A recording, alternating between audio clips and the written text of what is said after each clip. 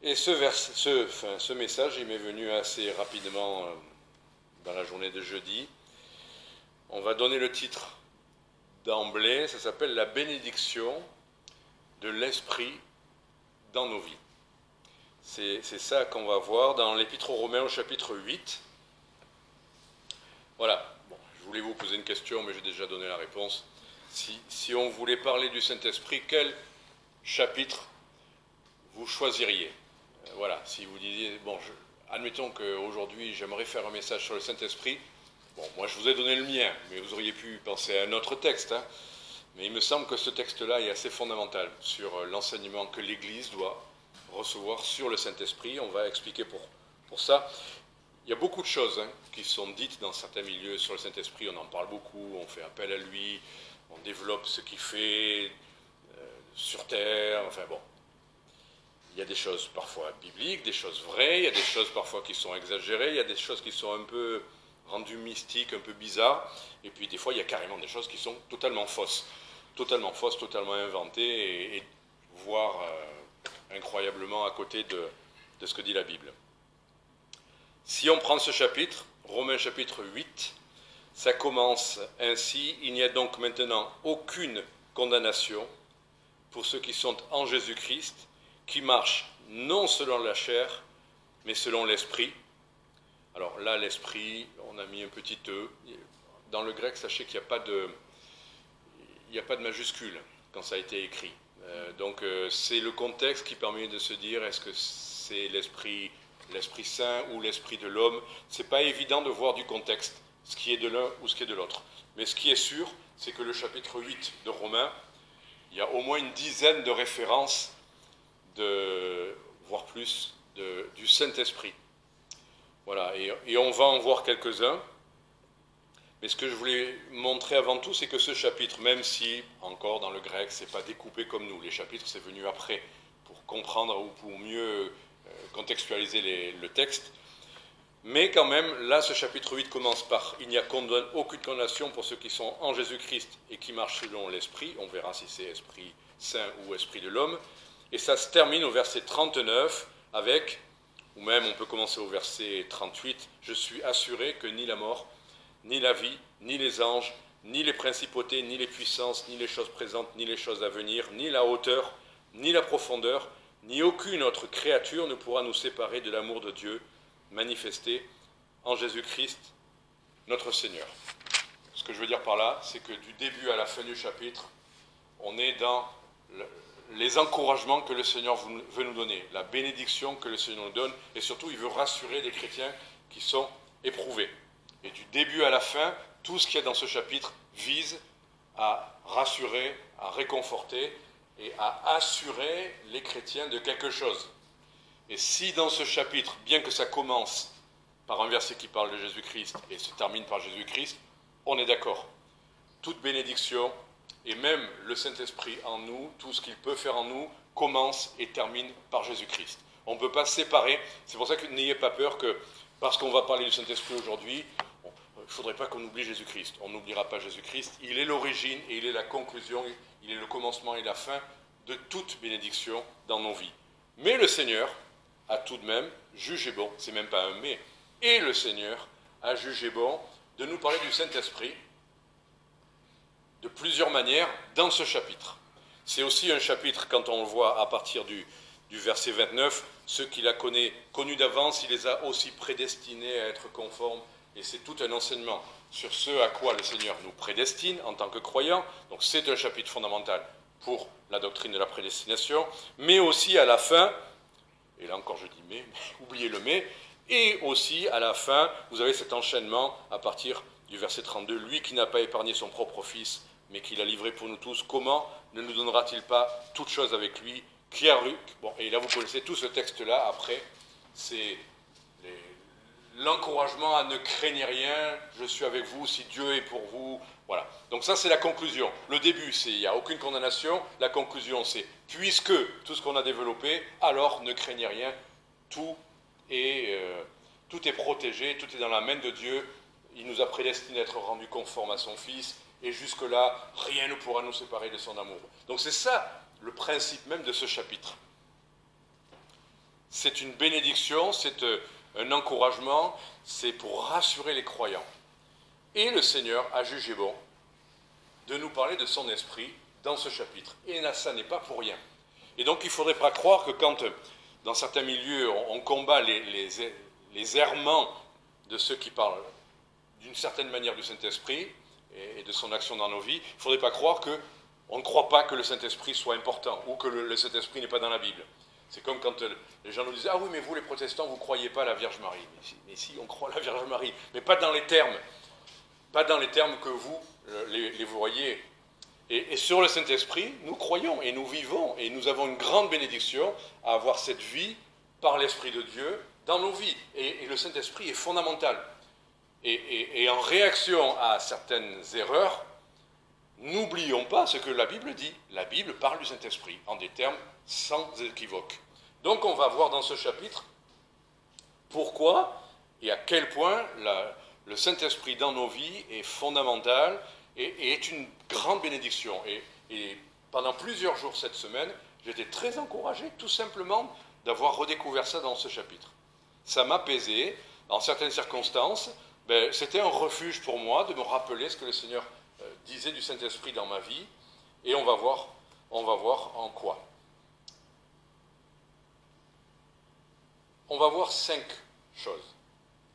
Je ne vous donne pas les titres avant des 5 choses, parce que sinon il n'y a plus de surprise. Je ne veux pas spoiler la suite quand je commence le premier texte. Donc la première chose, si on suit vraiment le déroulé du texte, la première chose qui est une bénédiction dans nos vies, de sa présence dans nos vies, c'est que le Saint-Esprit est efficace. J'avais un autre mot qui me venait à l'esprit, mais je suis obligé de garder efficace, contre la puissance du péché. Le Saint-Esprit est efficace dans notre lutte contre le péché dans nos vies. C'est du verset 1 au verset 8, c'est ça le développement. Donc je vais juste lire le verset 2, parce que là, c'est une étude biblique qu'on fait en fait. Même s'il y a une exhortation, c'est une étude biblique. Mais on ne peut pas voir tout le chapitre en étude biblique, verset par verset. On va juste retenir ce qui concerne le Saint-Esprit. Donc verset 2, parce que la loi de l'esprit de vie, et là c'est indiscutable, l'esprit de vie, ce n'est pas notre esprit à nous, c'est l'Esprit Saint, qui est en Jésus-Christ, m'a affranchi de la loi du péché et de la mort. Donc vous vous souvenez, le Romains 7, Paul dit qu'il veut faire le bien mais il n'y arrive pas, il fait le mal qu'il ne veut pas. Donc il voit en lui cette loi du péché en nous qui est plus fort que nous, qui naturellement fait que le péché est vainqueur sur nos vies. Si on n'a pas le pardon en Jésus-Christ, si on n'a pas le sang de Christ pour nous purifier, et si on n'a pas la puissance de vie de l'Esprit, on ne peut pas lutter contre le péché qui est plus fort que nous. Il est plus fort que nous, et il reste plus fort que nous. Mais, si nous avons l'Esprit de Dieu est bien plus fort que la puissance du péché dans nos vies. Donc on ne peut pas être victime continuelle du péché dans nos vies, alors que nous avons l'Esprit de Dieu en nous. Oui, on peut chuter, oui, ça arrive, mais il n'empêche, nous avons la solution, nous avons toujours la réponse, et nous devrions toujours manifester cette victoire que par Jésus-Christ nous avons à l'aide du Saint-Esprit dans nos vies.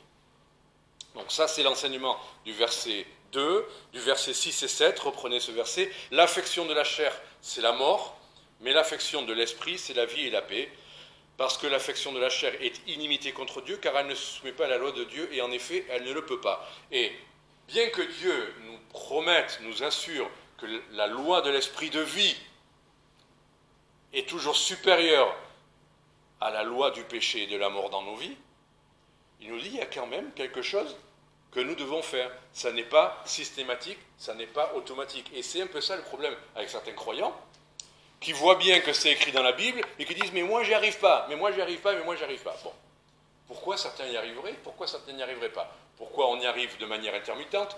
Pourquoi Dieu nous dit oui, il n'empêchera que jamais la loi du péché sera supérieure à la loi de l'esprit de vie, pourvu que vous vous affectionnez aux choses de l'esprit.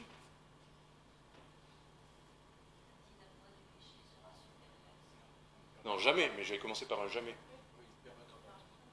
Il ne permettra pas que jamais... Enfin bon, peut-être que j'ai mis des négations qui font qu'après on est perdu, mais c'est vrai. Même moi, je ne sais plus. Il ne permettra pas que jamais... Ouais, voilà. Pourvu, là on est bien d'accord, pourvu que nous nous affectionnons aux choses de l'esprit plutôt qu'aux choses de la chair. Parce que la loi de l'esprit de vie est supérieure, et éternellement supérieure à celle du péché. Nous sommes, de manière catégorique, notre puissance, notre volonté, nos décisions, notre capacité à lutter seul contre le péché, on a perdu d'avance, mais l'esprit de vie a toujours gagné sur l'esprit du péché et de la mort. Alors, le Seigneur nous donne quelques indications, il dit, pourvu que vous vous affectionnez aux choses de l'esprit plutôt qu'aux choses de la chair. Nourrissez le vieil homme, nourrissez la chair, et vous verrez dans votre vie les fruits du vieil homme et de la chair. Voilà, des fruits de mort, des fruits de tristesse, de malheur, d'indécision, de perplexité, tout ce que vous voulez. Enfin, mais nourrissez la vie de l'esprit en vous, affectionnez-vous. Et j'aime bien ce mot parce qu'il veut bien dire ce qu'il veut dire. S'affectionner, ça ne parle pas de combien de temps on passe à faire les choses. Mais ça veut dire, qu'est-ce qui est précieux dans notre vie? D'un côté, vous allez mettre une quantité de choses qui ne sont pas nécessairement en soi mauvaises, mais si vous passez... Voilà, la nourriture, ce n'est pas mauvais en soi, mais si vous passez votre temps, vos journées à manger, qu'est-ce qui va se passer à votre avis? La nourriture qui est bonne en soi devient mauvaise, elle vous nuit, elle vous rend malade. D'accord? Ben, les choses de la chair, si c'est le péché, c'est catégoriquement mauvais. Mais si vous nourrissez vos pensées, si vous nourrissez votre âme, si vous vous affectionnez à ces choses, si vous attendez de ces choses-là ce que vous espérez de la vie, être heureux, vous sentir bien, si vous vous affectionnez aux choses de la chair, vous n'allez pas récolter la vie de l'esprit.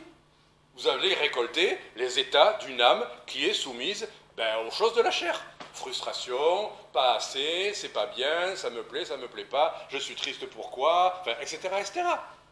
Affectionnez-vous aux choses de l'esprit, mais regardez qu'est-ce qui est écrit. L'affection de l'esprit, c'est la vie et la paix. Qui a raison?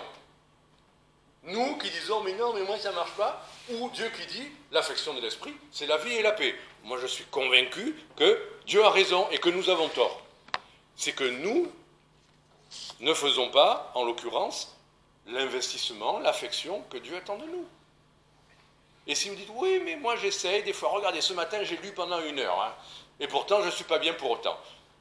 Mais ce n'est pas en un jour, en un instant, que tout change. Ce n'est pas un coup de baguette magique. Voilà, c'est un fait, c'est une vie. La vie par l'esprit, c'est une vie. Et c'est pour ça que tout à l'heure, quand on chantait Sois fidèle, obéissant, c'est être fidèle. Les sportifs ne deviennent pas des champions parce qu'un jour, ils vont faire 5 heures d'entraînement. C'est qu'ils s'entraînent régulièrement. C'est qu'il y a certaines choses qu'ils ne font pas pour être ce qu'ils sont. Mais la vie de l'esprit, c'est aussi un investissement, c'est une affection. À quoi passons-nous notre temps? Ça, c'est la première idée. L'esprit est efficace contre la puissance du péché. C'est un fait. Prenez-le pour un fait acquis. Dans toutes vos difficultés, ce n'est pas vous qui comptez. C'est la vie de l'esprit en vous. Deuxième chose, versets 9 à 11. Pour vous, vous n'êtes point dans la chair, mais dans l'esprit, si il est vrai que l'esprit de Dieu habite en vous. Si il est vrai que l'esprit de Dieu habite en vous. Si quelqu'un n'a pas l'esprit de Christ, celui-là n'est point à lui. Si Christ est en vous, je m'en tiens là pour l'instant. C'est l'idée. Deuxième bénédiction qu'il nous faut réaliser et qu'on a perdu de vue parfois, c'est ce privilège, cette bénédiction que Dieu habite en nous. Qu'il n'est pas simplement de passage, qu'il n'est pas simplement sur nous momentanément, qu'il n'est pas simplement une bénédiction de temps en temps si on évangélise, ou si on chante, ou si on est au culte, il habite en nous. Ce qui veut dire que chaque jour de la semaine, chaque heure du jour et de la nuit, le Saint-Esprit habite en nous. Et c'est un privilège. Dieu nous en parle comme, à partir de là, non pas il n'est pas locataire, nous ne sommes pas un Airbnb pour lui, nous ne sommes pas un hôtel à qui il va rendre visite juste les week-ends, il habite. Et j'aime beaucoup cette idée-là, parce qu'il nous promet, est-ce que nous avons bien lu? L'Esprit de Dieu habite en vous, si quelqu'un n'a pas l'Esprit de Christ, celui-là n'est point lui, si Christ est en vous, le corps est mort à cause du péché, mais l'Esprit est vivant à cause de la justice. Pour qu'on comprenne bien ce verset, et là je vais en rajouter un peu, on va voir d'autres versets qui disent la même chose. À quel moment vient-il habiter en nous? Au moment où on nous fait l'imposition des mains, où on nous verse de l'huile sur la tête, au moment où on tombe à la renverse, je ne sais quoi, à quel moment le Saint-Esprit est-il venu habiter en nous? À la Pentecôte? À notre naissance, parce qu'on a des parents chrétiens, ou parce qu'on nous a mis de l'eau sur le front, ou parce qu'on est rentré dans une église baptiste et qu'on a ressenti des choses? Hein? Alors justement, allez, puisque vous me dites ça, quand on l'a accepté dans notre cœur. Alors, là, il faut le reconnaître. Il y a des très beaux cantiques qui disent des choses très belles. Toc, toc, toc, quelqu'un frappe à ma porte, quelqu'un voudrait entrer, c'est Jésus, bon, qui veut toute la place. Très bien. On a compris que là, il y a une imagerie qui nous fait comprendre recevoir le Saint-Esprit, ou recevoir Christ. Quand dans l'Apocalypse, il frappe à la porte, il n'est pas en train de parler de conversion. Dans le Nouveau Testament, quand le Seigneur demande à des hommes de prêcher, il ne prêche jamais « Ouvrez la porte de votre cœur pour laisser rentrer Jésus ».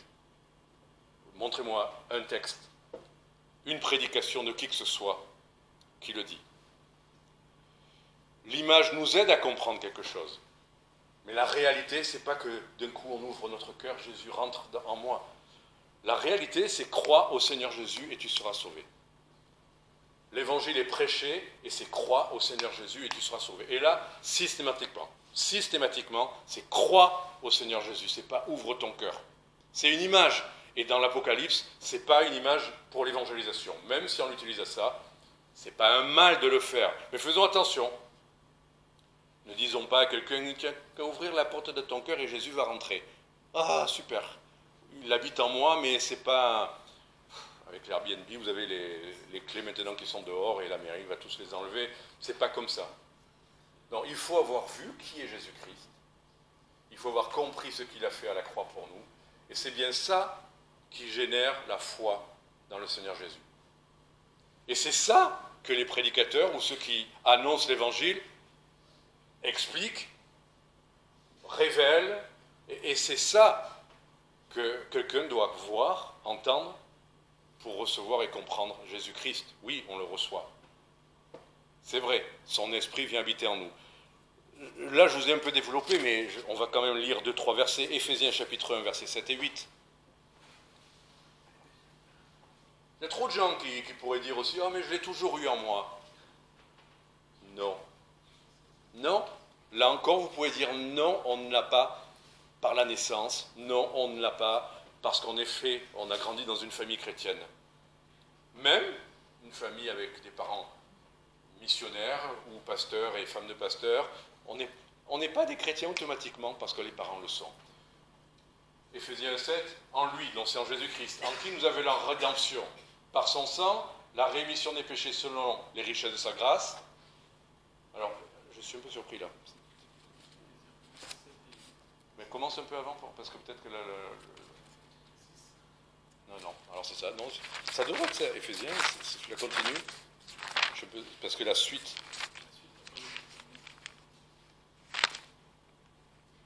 Alors, je retourne dans ma Bible. C'est pourtant un verset très... 13, pardon. Pourquoi je dis 7 et 8, ça n'a rien à voir. Enfin, c'est vrai, c'est en lui qu'on a la rédemption, mais comment on reçoit, c'est à partir du verset 13. En lui, vous êtes aussi, donc en Jésus-Christ, après avoir entendu la parole de la vérité. Donc là, ce n'est pas des images, c'est la parole de la vérité. L'évangile de votre salut. L'évangile de notre salut, c'est quoi? Christ est mort pour nos péchés. C'est pas Christ revient bientôt, c'est pas Christ va régner, c'est pas Christ est grand et beau et fort, c'est Christ est mort pour nos péchés. C'est ça l'évangile du salut. Tout le reste est vrai, mais ce n'est pas ça qui sauve. Donc, et après, et avoir cru, la foi, cru en lui, vous avez été scellés du Saint-Esprit qui avait été promis. Jusque-là, il était promis, et là, au moment où on croit, eh bien, c'est écrit, on en est scellé, on le reçoit, lequel, et ça c'est important, lequel est un gage de notre héritage pour la rédemption de ceux qui s'est acquis à la louange de sa gloire. C'est un gage de notre héritage. Avoir reçu le Saint-Esprit, et c'est ça tout le développement de Romains 8. Si nous avons l'Esprit, tout le reste en découle. Et c'est ce qu'on va continuer à développer maintenant. Jean chapitre 14, versets 16 et 17. Vous avez le privilège aujourd'hui, on a le temps, on a un message qui va faire tout le temps qui nous est offert. Vous êtes prévenus. Alors, prenez vos Bibles. Jésus-Christ dit « Je prierai le Père qui vous donnera un autre consolateur pour demeurer éternellement avec vous. » Demeurer éternellement avec vous. Quand, je ne veux pas trop développer, mais avoir reçu l'Esprit, c'est pas « Ouais, mais si je ne viens plus à l'église, ou si je vais perdre son esprit ». David, une fois, dit « Ne me retire pas ton Saint-Esprit », mais est-ce que David vivait dans la Nouvelle Alliance selon les enseignements que le Seigneur nous donne? Qu'est-ce qui est écrit là? Comment, pourquoi et combien de temps le Seigneur nous donne son Saint-Esprit? Le consolateur, le paraclète, c'est le Saint-Esprit. C'est pour demeurer. Est-ce qu'on peut être plus clair que ce mot-là? On continue, verset suivant. L'esprit de vérité que le monde ne peut recevoir parce qu'il ne le voit point, ne le connaît point, mais vous, vous le connaissez parce qu'il demeure avec vous et qu'il sera en vous. Jean, c'est l'évangile de Jean. Il est en train de s'adresser à des gens qui n'ont pas encore reçu, parce qu'il n'y a pas encore, Christ n'est pas mort encore à la croix, la Pentecôte n'a pas encore eu lieu, et ce qui change par rapport à l'ancienne alliance, justement, c'est que jusque-là, des hommes avaient momentanément le Saint-Esprit qui était sur eux, mais pas toujours. Et c'est pour ça qu'il dit, là les disciples faisaient déjà des miracles par le Saint-Esprit. Le Seigneur les a envoyés, et c'était bien par la puissance de l'Esprit qu'ils pouvaient faire des miracles. Mais, comme il est dit là, il demeure avec vous, le Saint-Esprit était déjà là à l'œuvre, mais il sera en vous. C'était donc une promesse que le Seigneur Jésus faisait à ses disciples, et que nous avons expérimenté quand nous avons cru. Il est venu, il n'a pas été avec nous, pour nous, il a été en nous. Et depuis que nous avons cru, comme on l'a lu tout à l'heure dans Éphésiens, que nous avons entendu la parole de la vérité, et que nous avons cru, le Saint-Esprit est en nous. Donc ça, c'est une certitude pour les chrétiens. Il vit en nous, et on vient de le lire, éternellement. Et c'est Christ qui nous le promet.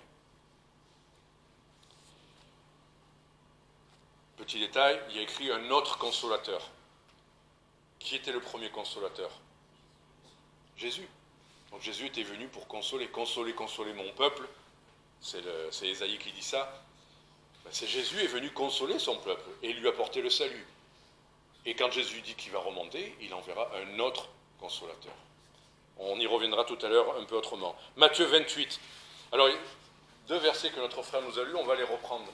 Mais là, c'est Matthieu 28, versets 17 à 20.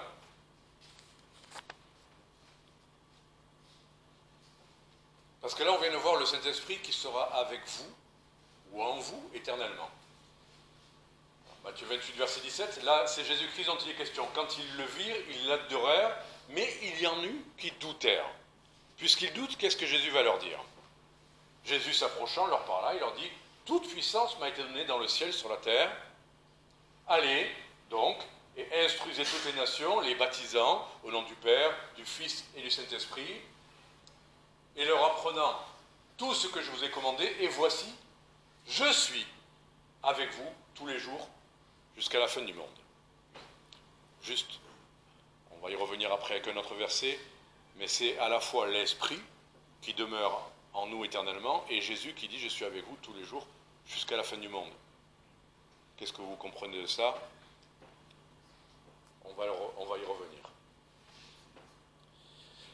On y revient justement si on revient au texte de Romains 8, et quand même ce chapitre 8, il est exceptionnel, parce que on dirait que pour le cerveau humain, il veut nous embrouiller, mais quand on a compris qui est Dieu, ça nous affermit. Si on revient en Romains 8 à partir du verset 9, c'est comme s'il y avait un jeu de mots.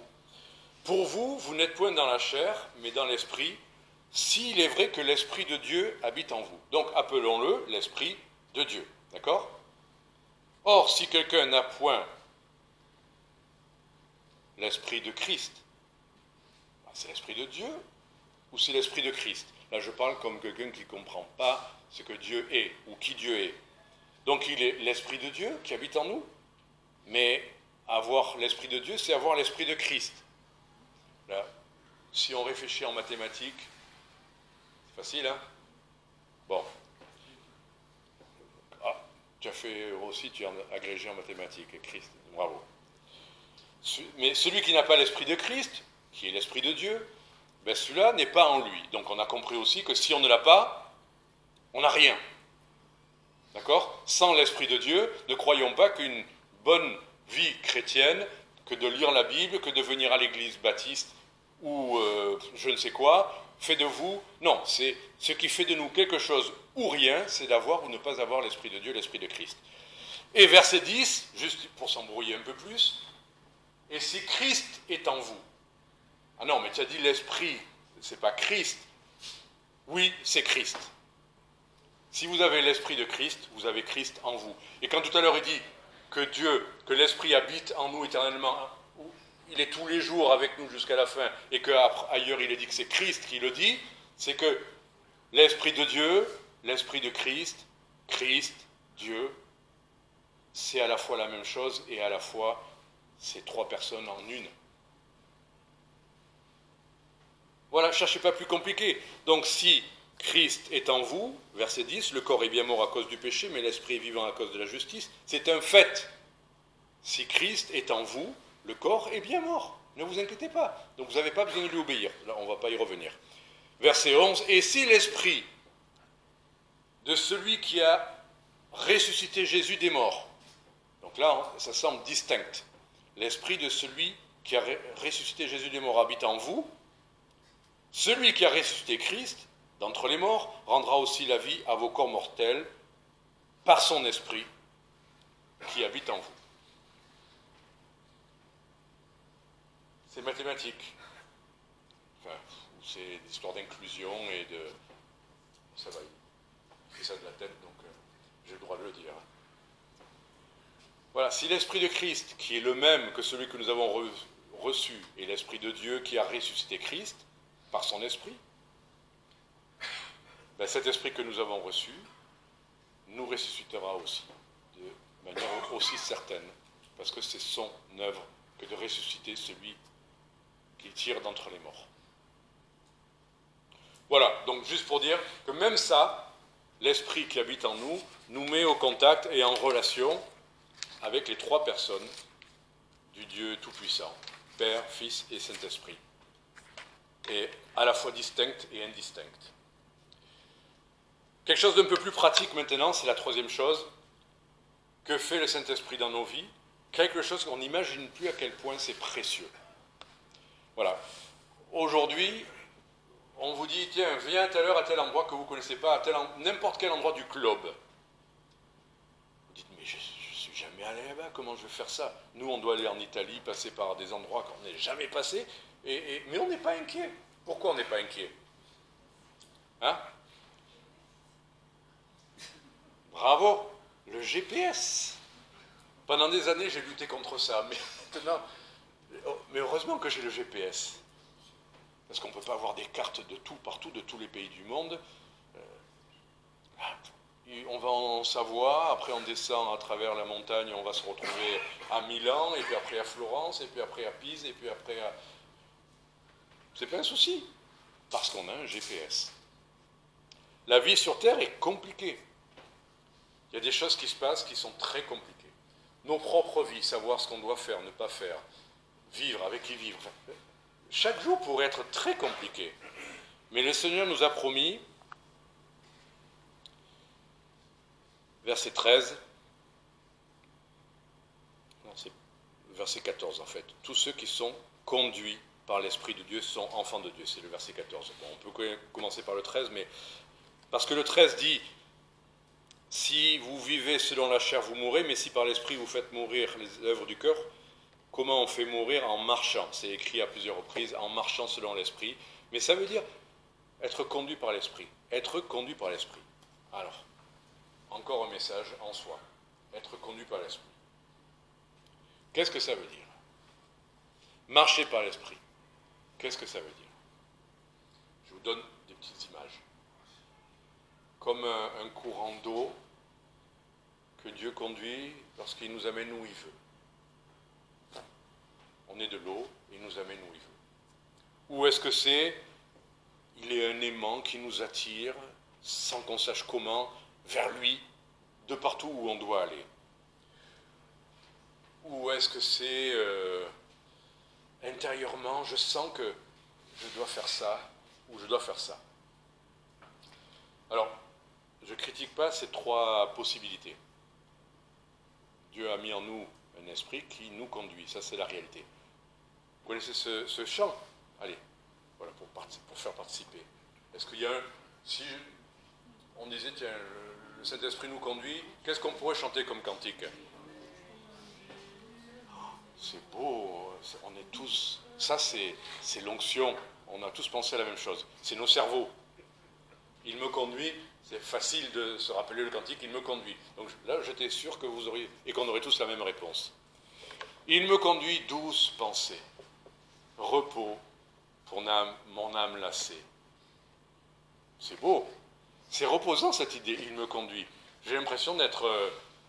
je suis monté dans une limousine, je suis assis à l'arrière et je regarde par la fenêtre le paysage. Il me conduit, douce pensée. Alors, ça n'est pas faux. Le psaume 23 nous dit ça.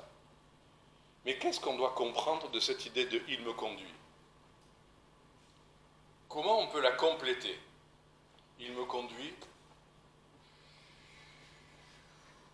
le souffle, ou l'eau, je suis conduit, c'est reposant. Quoi qu'il arrive, je suis... Alors, c'est là où je demande de réfléchir et de vouloir me coincer là. Oui? Tu appuies. Mais sans la parole, on ne sait pas où il conduit. Avec la parole, on sait où il conduit. Vous savez, les mots...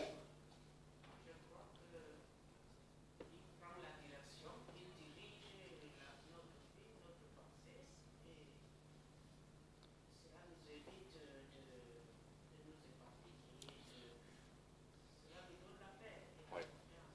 Alors, en l'occurrence, on va voir plusieurs versets qui établissent une vérité. Il me conduit, ça pourrait être parfois, moi je me suis retrouvé par des circonstances, conduit à telle ou telle chose. Quand j'ai eu au téléphone l'un en Normandie, l'autre au sud-ouest de la France, j'ai pas eu une instruction qui me dit Didier, appelle-les parce qu'ils vont t'aider à résoudre les problèmes en Normandie. J'ai rien eu de tout ça. Donc ça, c'est effectivement conduit providentiellement, sans que je sois conscient ni quoi que ce soit. Mais 80, alors je ne vais pas donner le pourcentage, mais,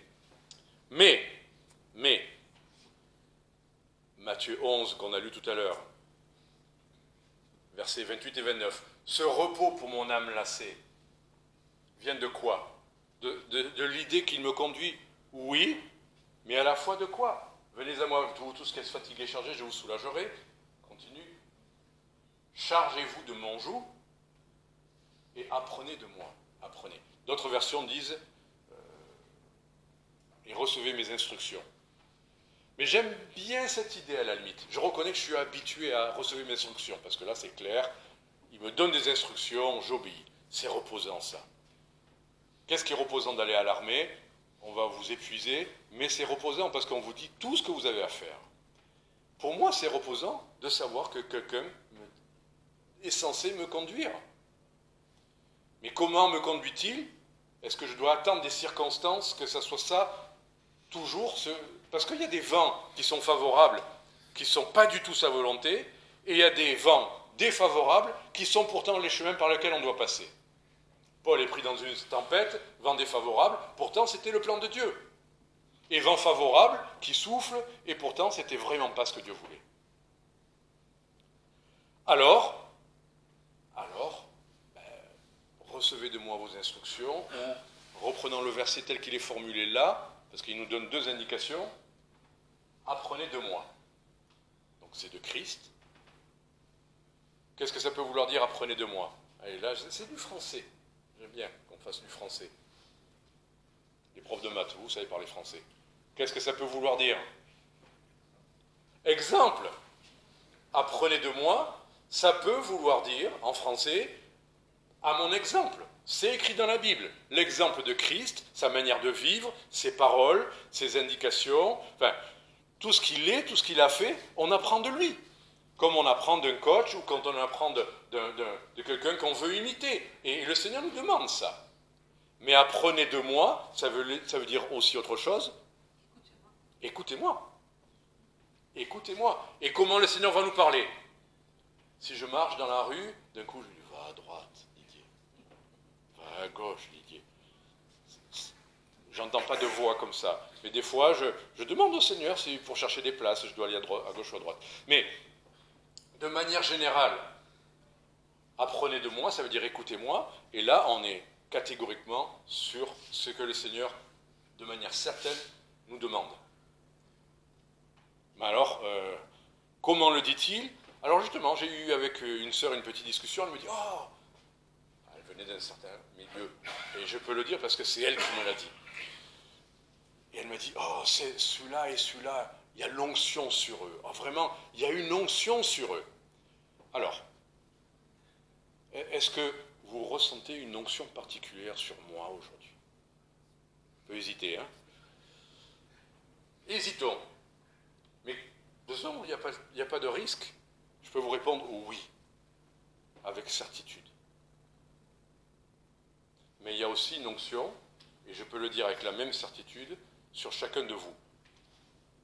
Ne cherchez pas, oh, lui a l'onction, oh là là, ne touchez pas à mes ouins.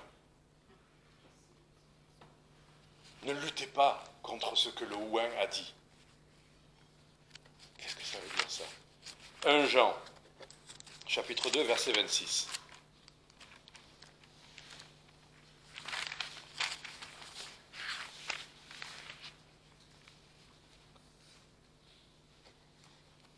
Je vous ai écrit ces choses au sujet de ceux qui vous séduisent. Bon, c'est pas dans le contexte là. La séduction, c'est par rapport à Jésus-Christ. Hein. Mais quand même, l'onction que vous avez reçue de lui.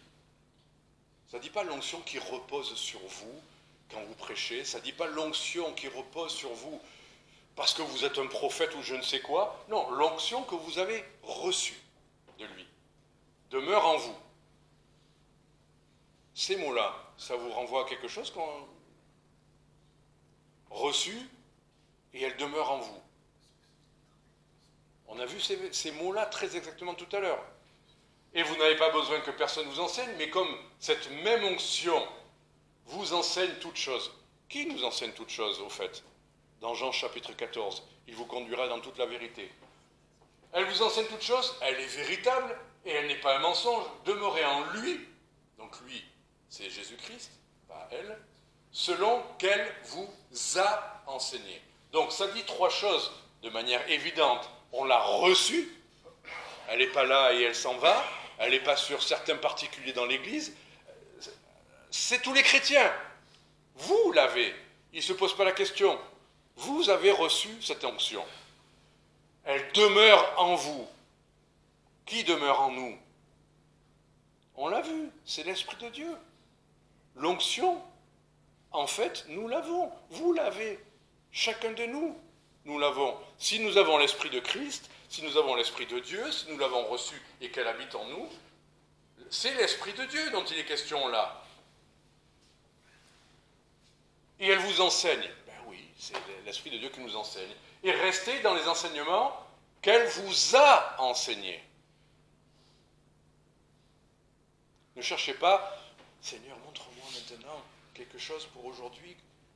Ben, regarde ce que j'ai déjà enseigné. Qu'est-ce que tu dois... Quand vous allez au travail, Est-ce que chaque matin, vous allez voir votre supérieur ou votre grand directeur? Bon, qu'est-ce que je dois faire? Mais c'est quoi ton contrat? Je t'ai pas déjà dit, ça fait 30 ans que tu travailles dans cette entreprise, tu sais pas ce que tu as à faire? Monsieur qui travaille à la poste, chaque matin tu dois aller voir le prof. Non, allez voir au guichet, tu sais ce que tu as à faire. Parce que tu as déjà été enseigné. Tu n'as pas besoin de redemander. Et c'est la même chose. 2 Timothée 3, 16 et 17. 2 Timothée 3, 16 et 17. Donc juste, pour éliminer cette idée d'onction, pas l'éliminer de la Bible. Dans la Bible, on a bien vu ce que ça veut dire. On vient de voir ce que ça veut dire. Mais toutes les idées qui circulent là-dessus, qui ont l'air tellement spirituelles. Oh, celui-là dans l'église, oh là, il y a l'onction sur lui. Toute écriture est divinement inspirée et utile pour enseigner, pour convaincre, pour corriger, pour former à la justice, et on continue, afin que l'homme de Dieu soit accompli et propre à toute bonne œuvre. On revient, toute écriture est divinement inspirée, inspirée de Dieu. Qui a été l'inspirateur des Écritures? C'est écrit, poussé par le Saint-Esprit, des hommes ont parlé de la part de Dieu. Paul a eu des révélations, il nous a écrit les lettres. Avant, sous l'Ancienne Alliance, des hommes ont été inspirés aussi. C'était toujours par l'Esprit de Dieu.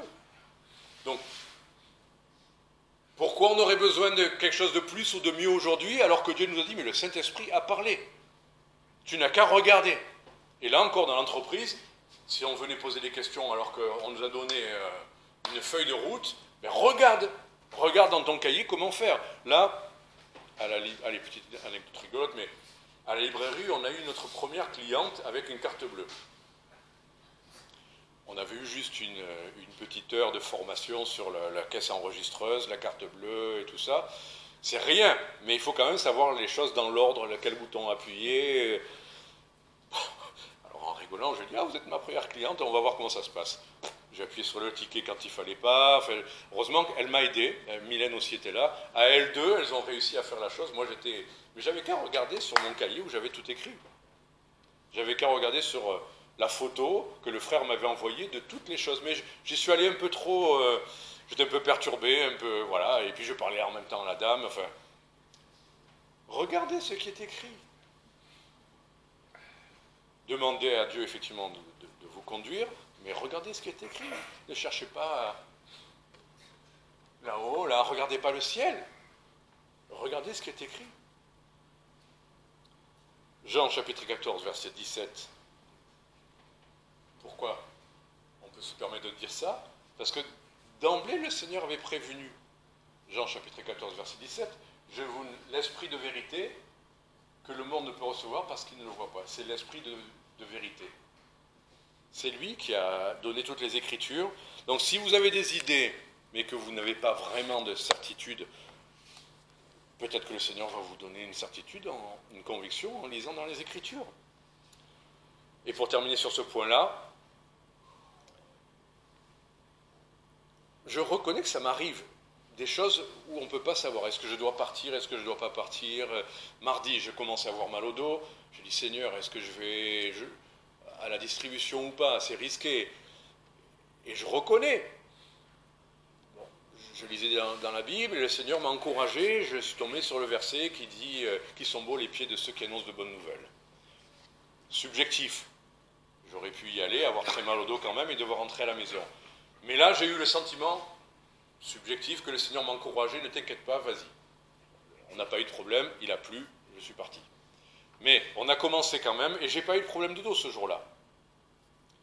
Mais le lendemain, j'ai eu des problèmes de dos, et je devais aller à Toulouse pendant 3 jours. Seigneur, qu'est-ce que je fais? Est-ce que je prends le risque? Là, aujourd'hui, ça va pas, mais est-ce que c'est arrivé combien de fois? Et à chaque fois, c'est différent. Partir en Italie avec ce dos-là, ou à Paris, et à chaque fois c'est différent. Des fois je suis parti, j'ai eu une crise sur place, des fois j'ai pris des cachets, ça allait mieux, des fois je suis parti le jour où je partais. Tu te rappelles, quand on a chargé la voiture, j'ai eu une attaque au moment même où on chargeait la voiture. Qu'est-ce qu'on fait? On arrête, on y va. Et au fur et à mesure, ça allait de mieux en mieux. Donc, on ne sait pas toujours ce qu'on a à faire. Et bien sûr, parfois, le Seigneur peut nous donner des indications. Mais ça n'est pas la marche chrétienne. Enfin, oui, le Seigneur peut le faire, mais j'ai l'impression que parfois des chrétiens ne marchent que comme ça. Voilà, il y a une feuille de route, mais ils sont toujours en train... Alors c'est bien d'aller demander au supérieur, et est-ce que je dois faire ça, et est-ce que je dois... Mais à un moment donné, le supérieur, il va dire, mais tu as tout ce qu'il te faut. Il y a des chrétiens qui marchent trop comme des petits-enfants, comme s'ils n'avaient pas toute la Bible, et il faut pour chaque pas de leur vie avoir... Seigneur, qu'est-ce que tu me montres aujourd'hui? Qu'est-ce que tu me dis aujourd'hui? Et qu'est-ce que je pense pour ça? Est-ce que je dois y aller? Est-ce que je dois... Oui, on doit être dépendant du Seigneur pour toute chose. Mais est-ce que le Seigneur veut qu'on évangélise? Seigneur, est-ce que tu veux que j'évangélise aujourd'hui? Ou est-ce que c'est mieux que je reste chez moi à me reposer ou à lire? Le Seigneur veut que tous parviennent à la connaissance de la vérité. Est-ce qu'on doit se poser la question? Est-ce que ce mardi, est-ce que je dois y aller? Ou est-ce que... À moins que tu aies un empêchement, et si tu es disponible, vas-y. Tu as une bouche, tu as des jambes. Si tu n'y as pas, n'y va pas. Prie. Donc vous voyez, être tout le temps dans « Seigneur, montre-moi », il y a des chrétiens où, sans arrêt, et un jour ils vous disent « Ah, le Seigneur m'a promis ça », et le lendemain « Oh, je crois que le Seigneur ne va pas me le donner ». Et ils pensent trouver des versets. Alors un jour ils lisent Jérémie, la lamentation de Jérémie, et le monde... leur vie chrétienne, tout est catastrophique, et le lendemain, ils lisent en Ésaïe, d'un coup, ils n'ont que des promesses magnifiques. Et il ne s'est rien passé de plus, ni avant ni après. Et ils ne savent toujours pas si Dieu est pour ou contre, si Dieu va les bénir ou les délivrer ou pas. Alors qu'est-ce qu'on fait dans ce cas-là? Est-ce que Seigneur, tu vas enlever cette épreuve, ou est-ce que Seigneur... On ne sait pas toujours. On ne sait pas tout à l'avance. L'apôtre Paul ne savait pas tout. Il disait, moi j'aimerais bien y aller, mais je ne sais pas. Il y a des choses qu'on ne sait pas et qu'on ne saura pas. Et on devra faire ce qu'on a à faire. L'obéissance. Et c'était quoi tout à l'heure? Rappelez-vous, prie et agis jour après jour. C'était l'obéissance, la foi, enfin bon.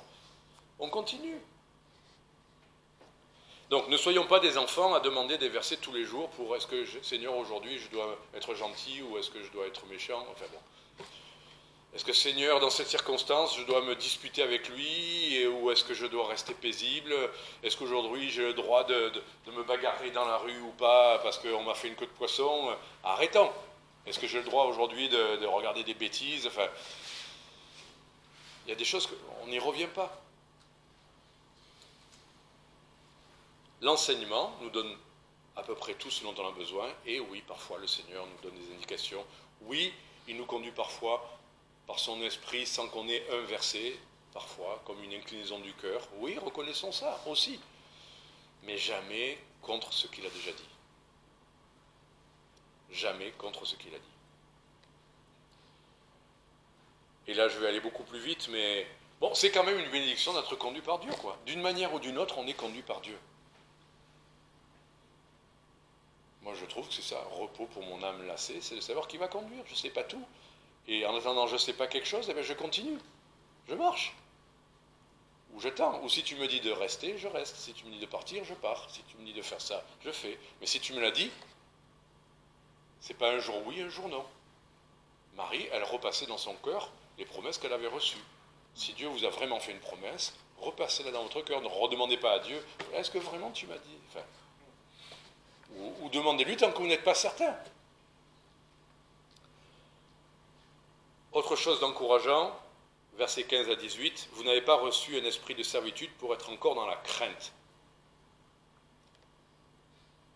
C'est intéressant, hein, non, cette idée? Est-ce que des églises qui prêchent que si vous désobéissez au Saint-Esprit, tremblez, il va être en colère, il va vous foudroyer, vous allez devenir infirme, vous allez... Dans la Bible, il y a des choses qui parlent du châtiment du Seigneur, bien sûr, mais pas pour chaque faux pas, pas pour chaque... Enfin, les châtiments du Seigneur sont vraiment sur l'endurcissement. Le Seigneur ne veut pas qu'on vive dans la crainte. Ce n'est pas un esprit de crainte que le Seigneur nous a donné. On a reçu un esprit d'adoption par lequel nous crions « Abba Père ». l'Esprit lui-même rend témoignage à notre esprit que nous sommes enfants de Dieu. Vous imaginez un enfant qui naît dans un foyer et qui chaque matin ne saurait pas si ses parents sont vraiment ses parents. Si un jour ils ne sont pas contents, il dit « Tu n'es pas notre fils !» Et le lendemain « Oui, non, tu es notre fils !» C'est pas une famille, ça c'est quoi? Ça n'existe pas. Mais le Seigneur veut nous rassurer, son esprit n'est pas un esprit de crainte. Et quand on veut faire vivre les chrétiens dans la crainte de perdre l'esprit, de ne plus être enfants de Dieu alors qu'ils l'étaient, et que du jour au lendemain, parce qu'ils ont fait ça ou ils n'ont pas fait ça, d'un coup ils sont rejetés, reniés, c'est pas ce que dit le Seigneur. C'est pas un esprit, pour être maintenu dans la crainte, c'est un esprit d'adoption. Nous avons été adoptés. C'est signé, c'est catégorique, on a l'Esprit de Dieu qui l'atteste. L'Esprit de Dieu, justement. Et des fois, on est troublé par certains versets. C'est vrai, il y a des versets qui secouent un tout petit peu. Et alors, est-ce que c'est les versets qui secouent, qui disent qu'on pourrait peut-être perdre quelque chose, ou les versets... Il faut comprendre les deux. Mais qu'est-ce que l'Esprit veut nous montrer? Il veut nous rassurer. Tout ce chapitre de Romains 8 veut nous rassurer. On a reçu un esprit qui est un esprit d'adoption. Qui que nous soyons, si nous avons été adoptés, nous sommes adoptés. Et on devrait crier « Abba Père », pas dire « Est-ce que tu es mon Père aujourd'hui ou pas ?»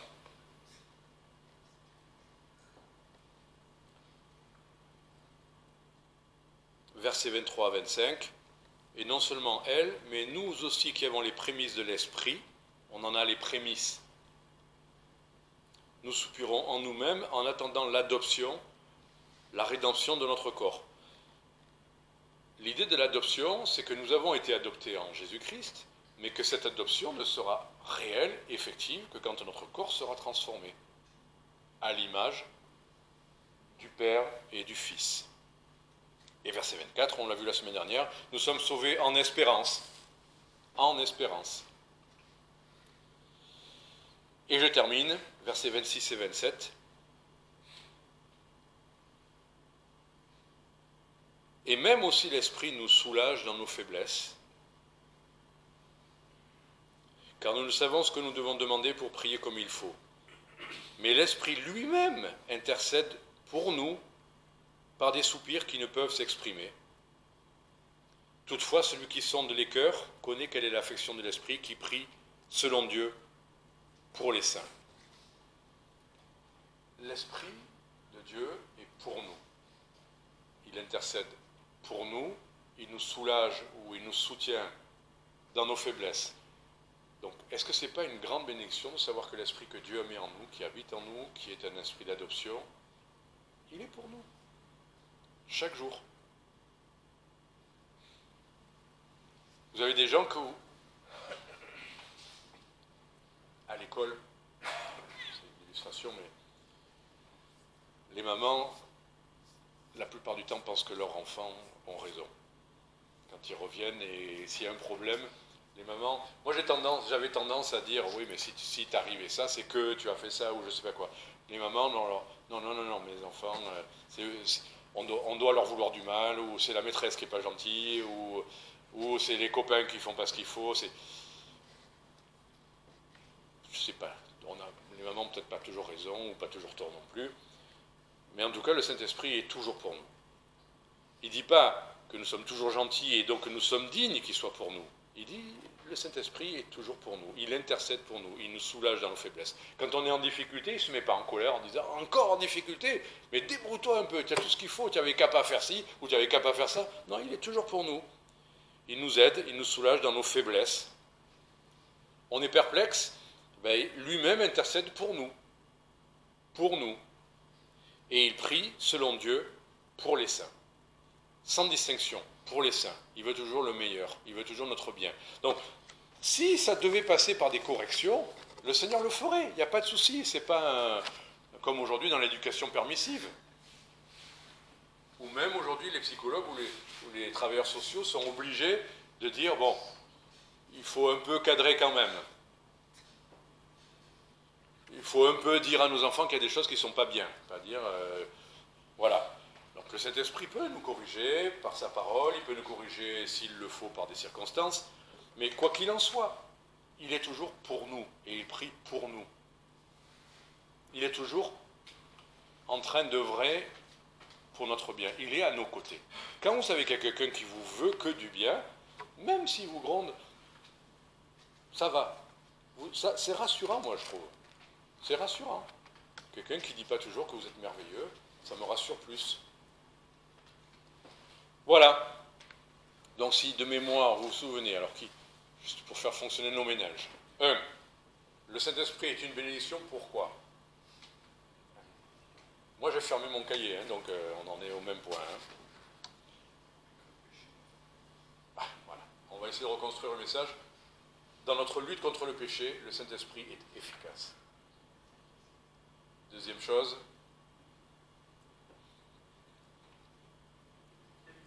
Hein? Il habite en nous. Lui, il a un cahier. Ah, c'est derrière, très bien.